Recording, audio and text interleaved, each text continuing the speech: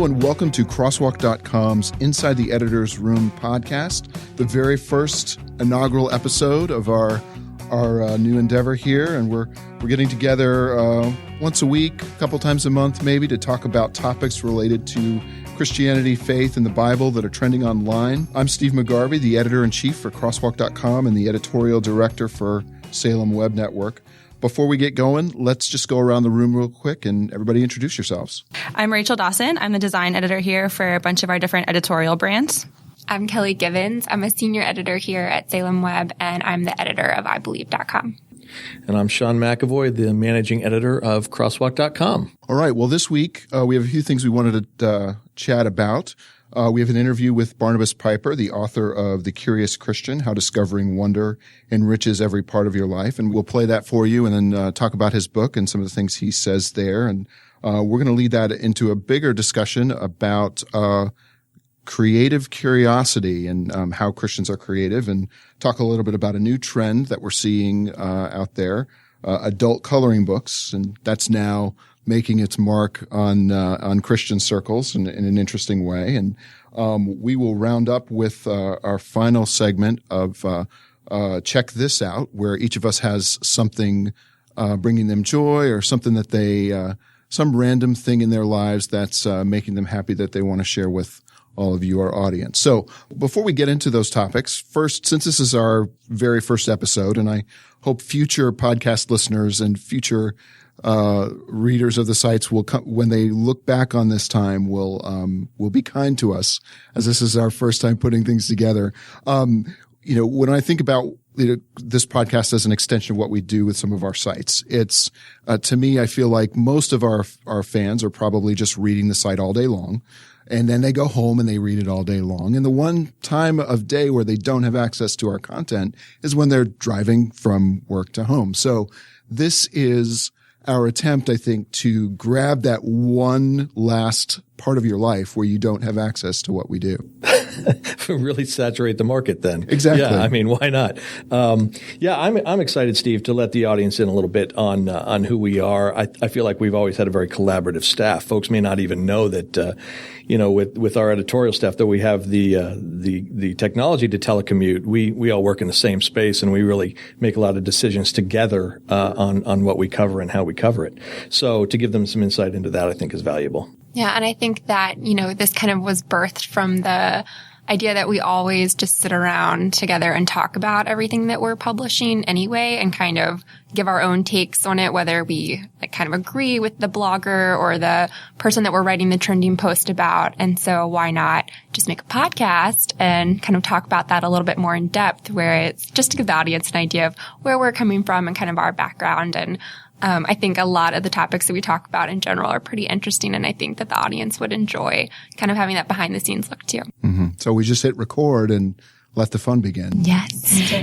Something that we do around our team that I personally love is a different editor every day will take something that's trending online and write a piece about it. And it's fun to come in this context too and be able to talk more about those things that sometimes we only get to write one article about. And the internet just moves so fast that sometimes we just skip right past things that we might have more to say about. So this is a fun chance to really get to dive into some of those topics and just have a conversation that also includes you as the listener. So we're excited about it. Yeah, I think you're exactly right there, Rachel. It's our medium, the way we communicate is very here today, gone tomorrow. And the topics, the subjects that we're covering, I think are things that are worthy of more attention than that. And if we can help people sort of think things through a little bit more, and also let people know that we're trying to do more than just chase the trend. We're trying to help people think about these things. We're trying to give people a place to discuss these things and apply the scripture and their faith to the problems that will come up in life. Doesn't mean they're always going to agree with us, nor should they. They should challenge us as well. No, definitely. And everything we say, and I feel like we should say too that, we're not pastors. We're not, seminary professors. We're Christian lay people who spend a lot of time, reading and studying, these things, looking at what's trending, trying to find ways to communicate with people, so as to help them. And we're going to have the same, we're having the same sort of questions and problems a lot of times that we're writing about and we're getting other people to write about. So we felt like giving people that sort of look into, okay, this is how this all comes together would probably be helpful and continue to promote our mission here. Well, speaking of a look into what we're doing here, then, should we launch into what old Barnabas Piper had to say? Yeah, on the topic of curiosity. I had the opportunity a couple weeks ago to interview Barnabas Piper about his new book. Barnabas works on the leadership development team at Lifeway Christian Resources. He's an author, a blogger, and a podcaster, and also the son of Pastor John Piper, who you may have heard of. And Barnabas's latest book, The Curious Christian, is subtitled "How Discovering Wonder Enriches Every Part of Life." And it kind of, the purpose there is to remind Christians not only how important it is for their own spiritual growth to stay curious about everything around them, but the practical ways that Christians can use curiosity to make the world a better place. So here's Barnabas. Barnabas, we're really glad to have you today talking about your upcoming book, The Curious Christian.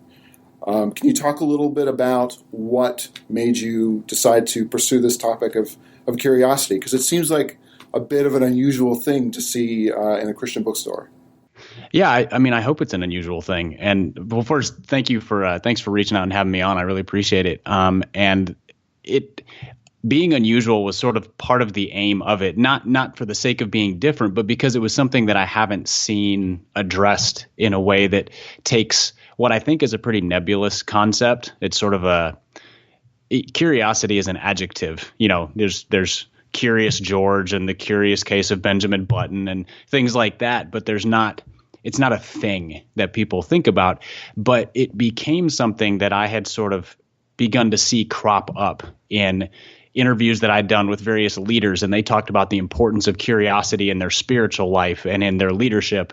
And then just as sort of a theme in my own life, as I realized, like, what are the things, what's a common thread that ties together all these things I'm interested in? You know, I love sports, and I love sociology, and I love history, and I love theology, and I love leadership, and I work in marketing, and I read a ton, and like just and nothing to say that I'm special, because I think a lot of people are like that. But I realized that curiosity is the thread that runs through these. And as I began to trace that thread, I realized that it is a trait and maybe a set of habits, if I was going to put a phrase on it, that is something that any person can grow in and develop. And it brings a level of richness and goodness to life that we otherwise miss out on. Mm-hmm.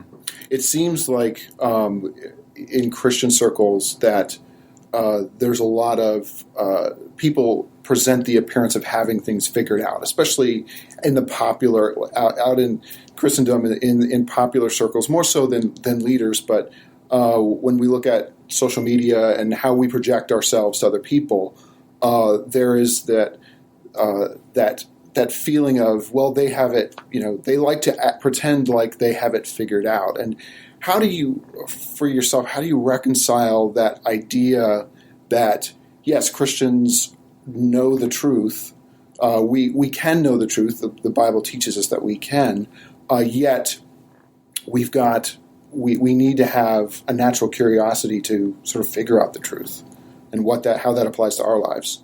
Yeah, the way you just described it is the way I think a lot of Christians could feel a tension in this, where they feel like, but we know what we need to know. We have the fundamentals of the gospel, for example, and that is absolutely and profoundly true. But I think to say that is in opposition to curiosity is to fail to recognize the God that we worship, because if God is this he's infinite, he is profoundly glorious. He is so far beyond anything that we can imagine. And yet we are given the task as followers of Christ to be an image bearer of God. Well, how do we bear an image of an infinite, glorious God who we only know a fragment of a fragment about? Well, it's a constant exercise and exploration. So we know the truth that we need to know to be saved and to follow Jesus. But there is so much that we have yet to discover about God and God's truth. And that's And so I think if a Christian is opposed to curiosity, I kind of fear for them. I look at that and I go, well, you're going to dry up. You're going to get bored. God is going to be boring to you. Like, what do you have to worship on a Sunday morning if you think you know everything there is to know? Whereas if you go in and you go, there's so much about God that I have yet to learn, that is an expanse of wonder and worship and growth in faith. And so I look at it and I go, curiosity is an essential part of a vibrant Christian life. Yeah, it's almost like an element or an aspect of humility in a Christian life. Absolutely. Absolutely. Yeah. So what are some things that in your own life right now that you're curious about and that you're working on? Yeah, no, that's a really good question. So one of the things recently that I've really begun to explore is poetry, which I have been afraid of poetry for years. I think a lot of people are. Because it's confusing. And, you kind of picture the like the beret wearing guy smoking a cigarette in like a long cigarette holder who's judging you for your poetry taste. And so I've just been like, I don't know, man. I don't even know what's good. And so I had a couple conversations with my dad and one with a friend, and they were like, oh, just start with what you like. If you don't like it, keep going. Just find something else. And it was just sort of this freedom to dig in. And I wanted to do it because it's an art form and it's a creative expression. And as somebody who writes, I want to constantly be figuring how to be better as a writer. And if you can write in a specific form with a specific set of limitations, like a poem has, there's meter and there's rhyme scheme and there's these different things. If you can do that and express something powerfully in it, that's a gift and a talent and a craft. And so I looked at it and I was like, I want to do it as a writer. I want to do it as a reader. So that's one thing. And then another thing recently that I used to love going to movies and just sort of immersing myself in the art of film. And not a film snob, because I love all the Marvel movies and things like that, but just a great story. And so recently, over the last few months, now there's been a rash of fantastic movies that have come out in the last 3-4 months. Just being able to go to the theater and sit in, Manchester by the Sea or La La Land or Fences, and just sort of chew on these amazing stories and dig into those. Those are a couple things that I've been really curious about, digging into, thoughtful conversation about. And then the other one would just be travel. I'm going to have a chance this year to go to Israel and then travel a little bit later in the year. And so just being able to see different places, encounter different cultures, learn about how God made people and cultures in other parts of the world is a thing that as an American, I have the privilege to be able to do, but I think we often are just pretty American centric. Mm-hmm. And so being able to see how does the rest of the world work is a really, really important thing. Yeah, that's great. Well, this has been great. Thank you, Barnabas. We really appreciate your time today.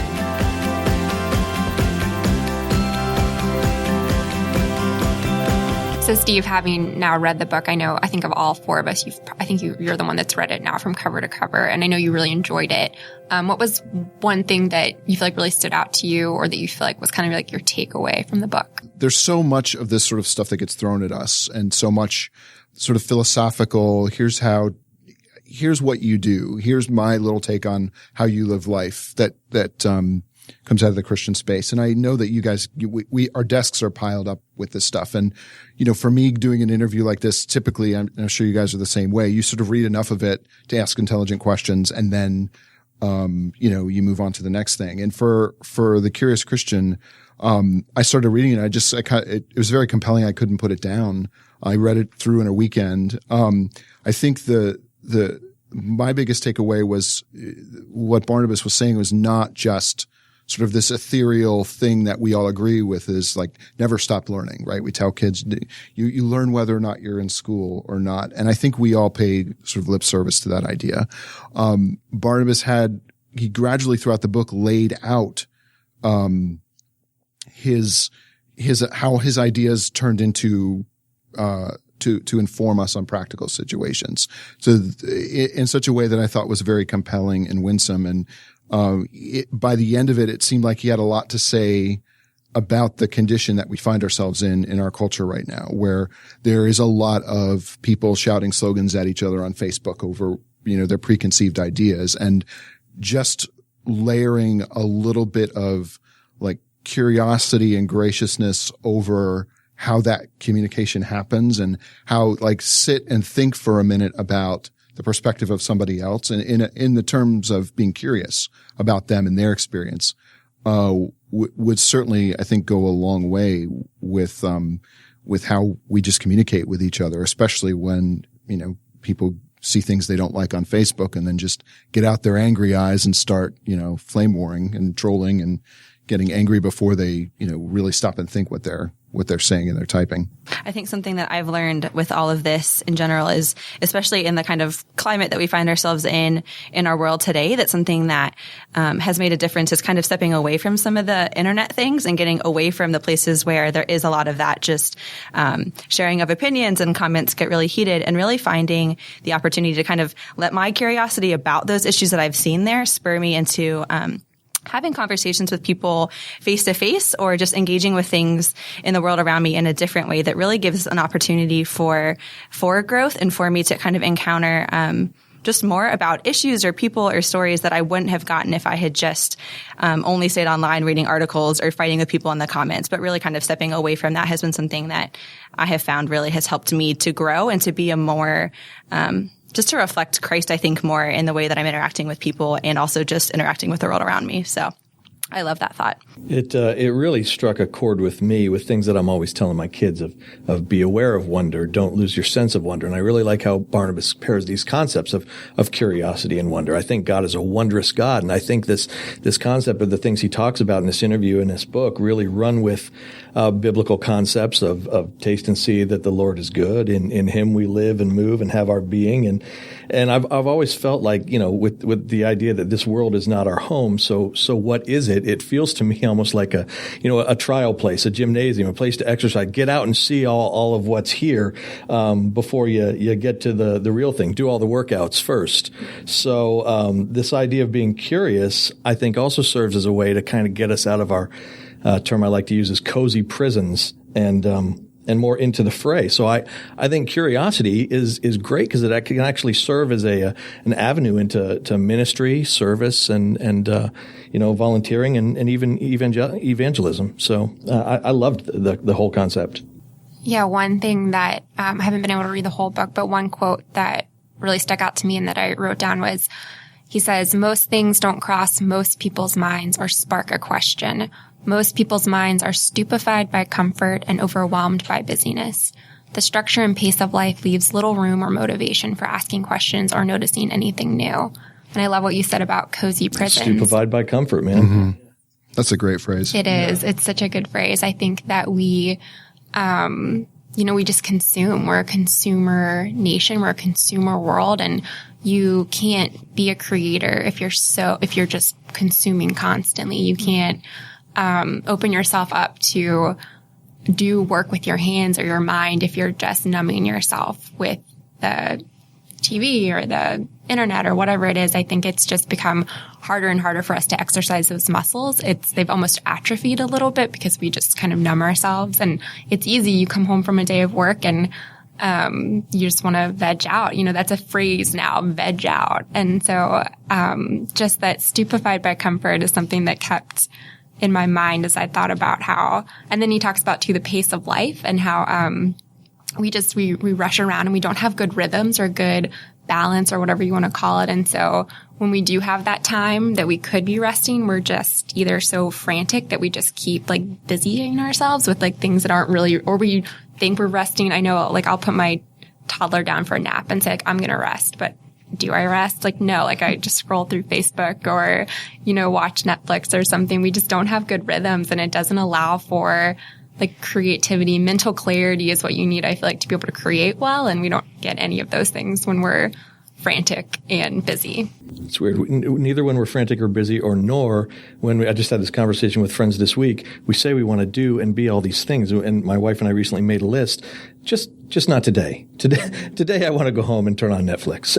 At some point, your curiosity and this wonder that Barnabas talks about has to take over and get you out there into the fray again. I didn't get to finish the book, but does he have practical application for like how to like start working those muscles of getting curious. Can you remember any of that? Yeah, he also too talked about like things that he's working on now to sort of get himself new things that he's interested in with poetry and travel, finding new places, and just sort of encouraging everyone to the first step there is asking the question of yourself, really, and sort of what we put in that spot will be different for a lot of different people, but his idea of just stopping for a minute and just thinking a little bit more, just as a first step, I think is really practical. For us, especially in what the roles that we have, I feel like we spend all day like reading and writing and reading people's comments on Facebook, and it's sort of I know that most people probably feel this way about their careers, but sort of burns you out in a sense where you don't want to engage with anything when you get home. And it's sort of like, I just want to turn on Netflix and watch 10 episodes of, House Hunters or whatever it is you happen to be into.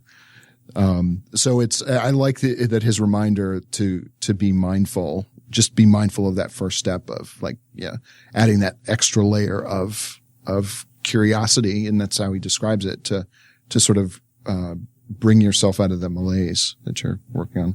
I also really liked what he had to say about his parents.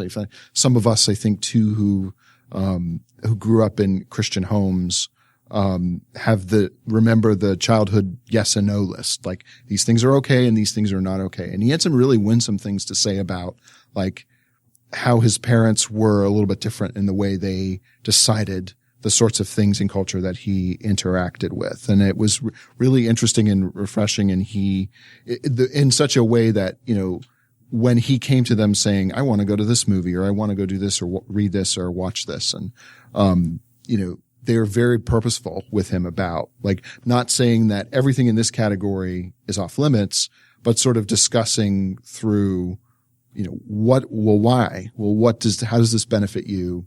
What influence does this have over you? It was very, as a parent, you read that, and I think we talk a lot about what goes wrong with sort of that legalism when you write lists about things like that of do's and don'ts. And it was really encouraging to see his response to like, my parents didn't do that, and here's how it affected my entire life. I was intrigued by that too because of the concept of story. Mm-hmm. And that's when he talks about going to movies or other ways to just experience story. And this is where I really wanted to get your take, Rachel, since you're the most avid reader among us. Rachel can read up to 200 books in a year. That's the goal. And with movies and books. And I think he even touches on this a little bit. This idea of curiosity gets us out experiencing other people's stories, don't you think? Yeah, I think something with reading so much that I really prioritize in my life is trying to put myself in just the skin of other people and in the shoes of other people, and really trying to, for me, books is a great way of doing that, right? Of being able to just encounter someone else's life experience that might be totally different from my own.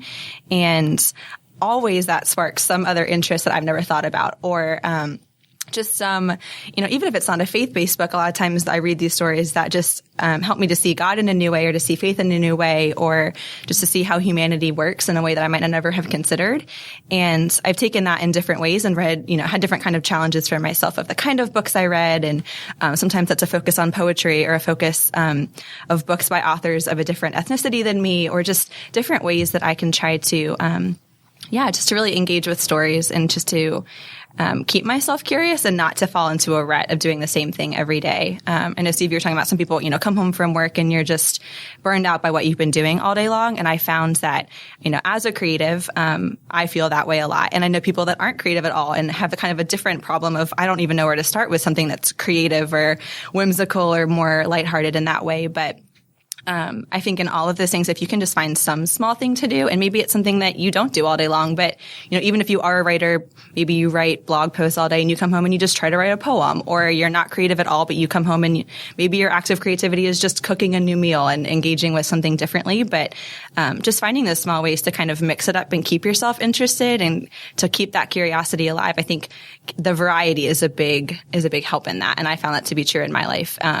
But books really do keep me, a lot of things that I do that spin off of a book I've read. And it's interesting to see how that just keeps me curious about the world around me. And I've really found that helps me to grow in my faith too, and staying even just curious about scripture and curious about who God is and how that plays out in the world around me.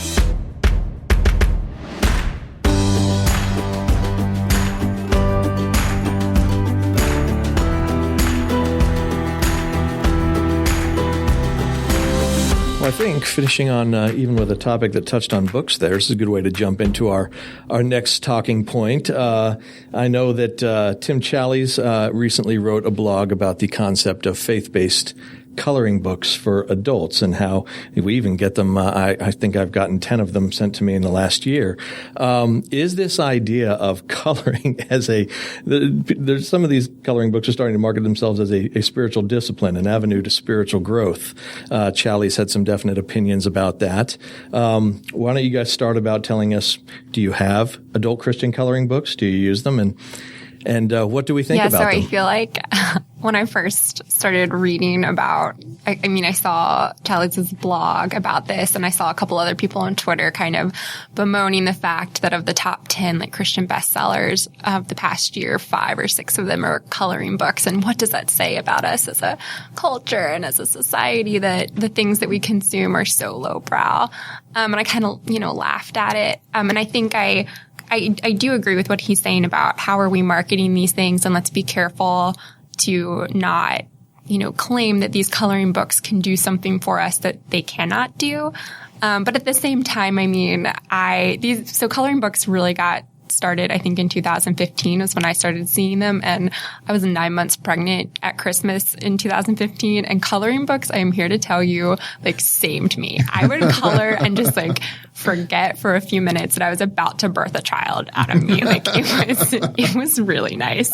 So I'm a proponent of coloring books, and so you're a big fan then. I'm a big fan. No, I don't have specifically Christian coloring books, and I don't think I would approach a Christian coloring book in the sense of this is how I'm going to spend my quiet time, but I don't necessarily see any problem. I know my mom has a couple, and she was really sick this past year, and just for her to have something to be able to do with her hands and occupy her when she literally couldn't even get around and walk, and that's dear, and that's okay. And I don't know. I'm curious about what you guys think of it too, because I think on the one hand, it's good to be mindful about these things and how we're letting them influence us. But on the other hand, we can take something that is maybe not such a serious thing and kind of elevate it to a seriousness that it doesn't deserve. So what do you guys think? I'm into them. I think as a kind of creative person, I appreciate the just kind of the starting place that a coloring book might give me just to interact with art in a way that sometimes I don't have a grand idea of something I want to paint or draw, but I can fill in colors and I can, color inside the lines, and just kind of getting your hand moving sometimes is a great way to start. I know there's also kind of spinning off of coloring books is this journaling Bible trend. And I recently saw a Bible that had kind of a coloring book element in the margins of a Bible. And there was kind of this combination of art and scripture. And I found that to be another way that I do kind of use this kind of coloring book idea in my faith to kind of, sometimes there's just a passage that I just need to kind of sit with, and writing it out or kind of coloring around it or illustrating something that kind of brings that verse to life is helpful for me to just kind of sit with that and really, to kind of pray through those words as I am still kind of having this artistic practice alongside of it. So I think they're fun. I don't think I've taken them to be this serious thing that some other folks have, but I can appreciate the starting point and just the introduction to creativity and kind of just the way that's people are latching onto these things, and they're clearly popular because people are, excited about that or want some of that.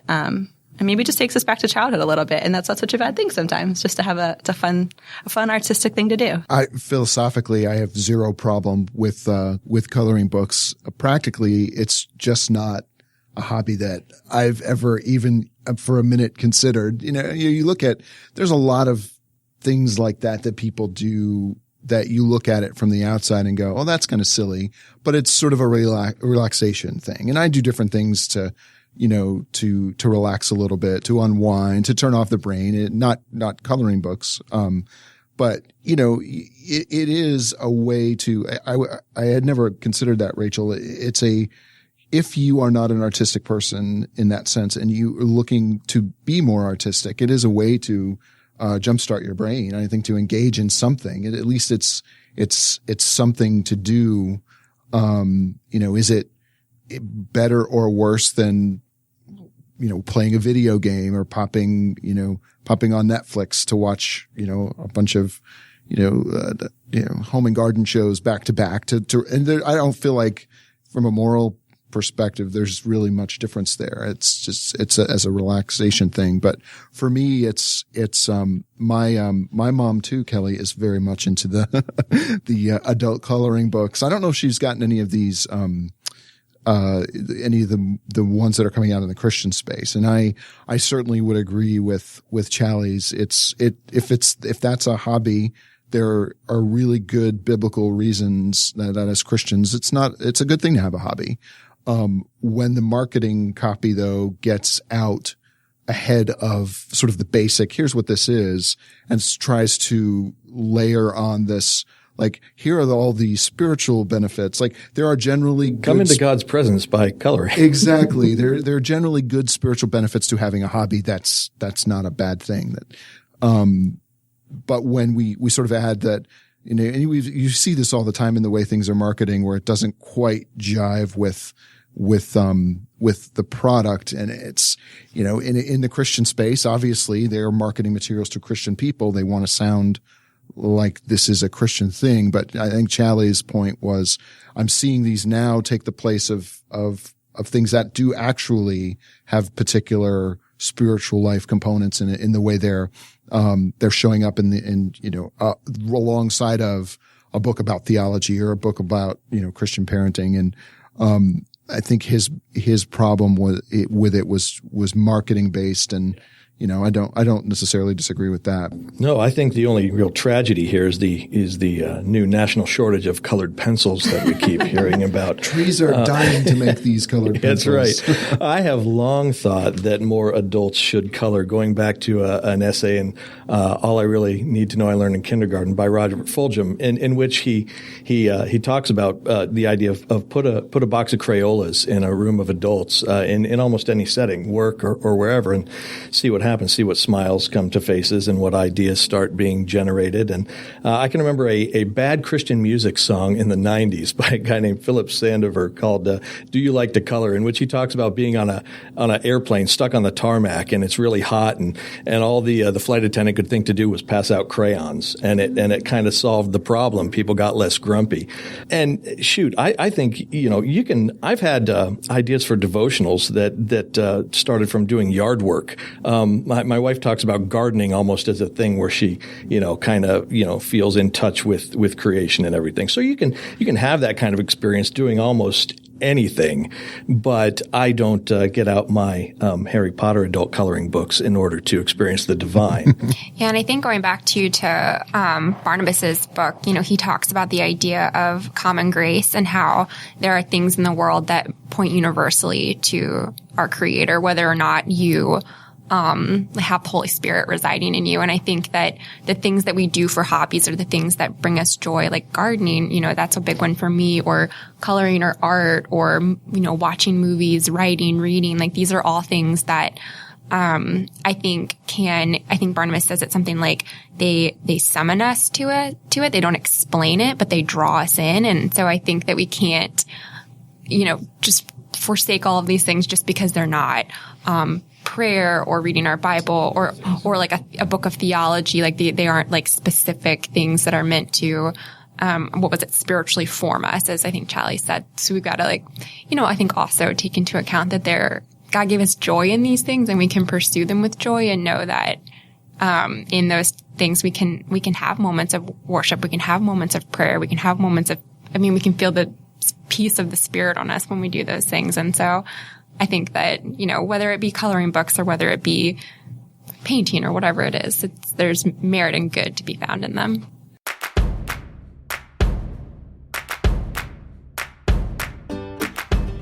So now we come to the last segment of our podcast, and we're hoping we are going to do this every week, if depending on how well this works out, but that we're going to call Check This Out, where every editor will bring something that's making them happy, something that they're enjoying, something that they notice that we think our audience should consider checking out. And it can be a book or a movie or an activity or really anything in your life that you can talk about for a minute that someone else could follow behind you and try if they want to. So, Rachel, what have you got for us today? Yeah. So for this season of Lent, I have been going through She Reads Truth's Lent plan, and it's going through the book of Isaiah in the whole 40 to 47 days.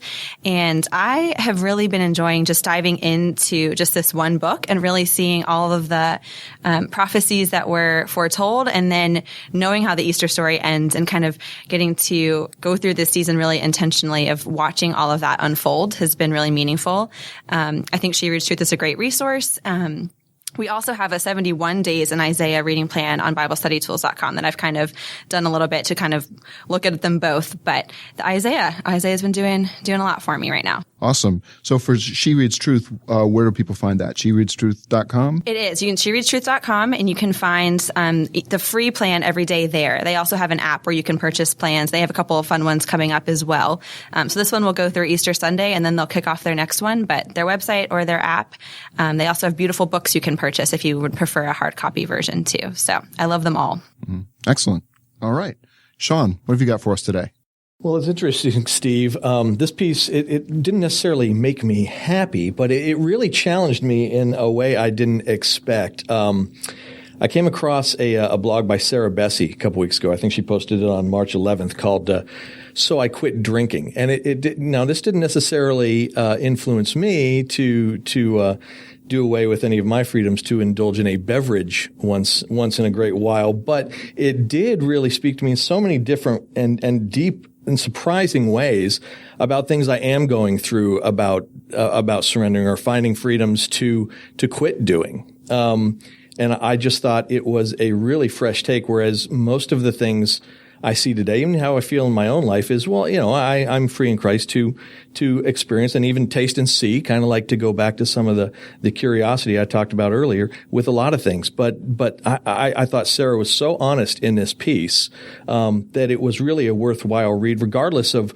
what kind of things you're dealing with convictions in your own life. So if you want to check that out, it's at sarahbessey.com. I think it's still the top blog on her page there. I would second that. It was a very, very good read. Mm-hmm. Yeah, I read that too. It was very interesting because she's said a lot, I think, over the years about like how joking around about drinking and having the freedom to drink alcoholic beverages. Enjoy your wine in the evening. Right. Yeah, it was an interesting and very honest and authentic take as well. So cool. Kelly, what have you got for us today? Well, my thing is not nearly so important or holy. But so I like to feel like I have a legacy here at Salem Web and in our editorial team. I like to think that I brought memes and GIFs to our team. Did. I've blessed us with that. You did. Your boss started emailing in GIFs shortly after you started. As one of the younger editors, when you started, you sort of brought us old guys up to speed on how the young people talk on the internet now. I know. I like to challenge myself. Can I have an entire email conversation in nothing but meme and GIF? Now, I don't know if we're calling it GIF or GIF. I call it GIF because that's good English. And if other people say GIF, that's fine, that's though. peanut butter, man. Graphic, so G. Graphic is G. Yes. Go with GIF. That could be a whole nother podcast segment at a later date. Oh, gosh, the editors are going to start being editorial here. Regardless, so love me some GIFs, and then came across this little gem on Twitter yesterday. This pastor in Texas, David Hansen, has done the most hilarious thing. If you search for the hashtag GIF Bible, you will find that he is telling the story of the Bible in nothing but GIFs. And I find this incredibly clever. But he is now, he has gotten, since we're talking about this, I think he's done 4 installments. So this is like a pretty big undertaking. He's only gotten through Deuteronomy. So I'm just like, at what point are you going to have to start recycling GIFs? Like, are you going to run out of them? But it's super clever, super funny. If you are like me and love a good GIF or meme and love the Bible, as we all do here, you should check this out. Excellent. So does he do it? Is it like one gift per verse or per word No, or he's per kind chapter? of like he's summing up an idea. The sense of this like he's portion like, of Scripture? and then God called Noah, and you get like this man on a boat, and then like and God like gave them the promise, and you see a rainbow. So it's like very broad. I mean, he's not going verse by verse, just broad ideas. Gotcha. Well, I will definitely be checking that out. You should. My thing is sort of in between the seriousness of Sean and the hilarity of Kelly's thing. I recently found a show on Netflix called Abstract, and I thought this would be an interesting thing to talk about in the concept alongside of all the curiosity and creativity thing that we've been discussing. I'm not really a documentary person. I don't seek out the best documentaries when I look for stuff like this, but I just came across this show called Abstract, and what it does is it takes a creative person. It interviews each episode. I think there's 8 interviews a creative person in 8 different fields. There's a guy who designs shoes, and there's an illustrator, and then there's an architect, and they find these interesting people and they follow them around for a little while and interview them to create an episode about how do you bring your creativity to your career. And it's when I read about it, I thought, oh, that might be interesting. And I really found it fascinating the way the people who are experts in these different creative things,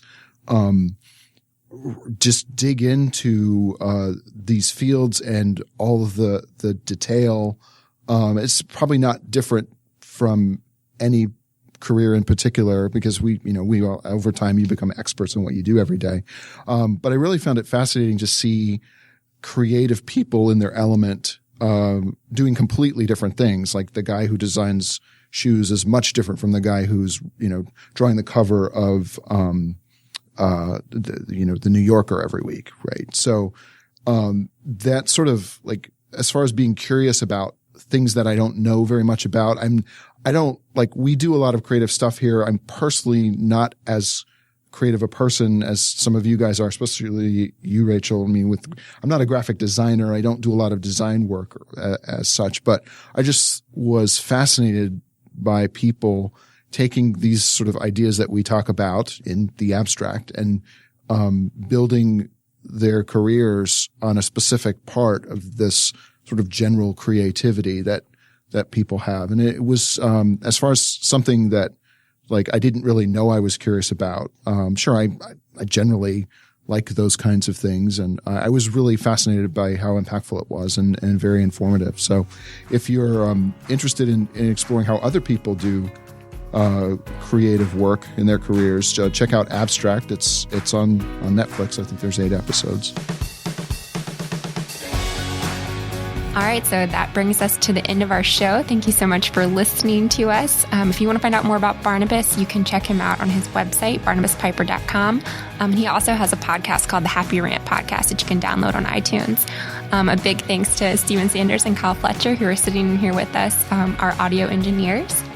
And to find out more about the topics we talked about today, be sure to check out Crosswalk, and then be sure to subscribe to this podcast to get our latest episodes downloaded right to your phone. Thanks for listening.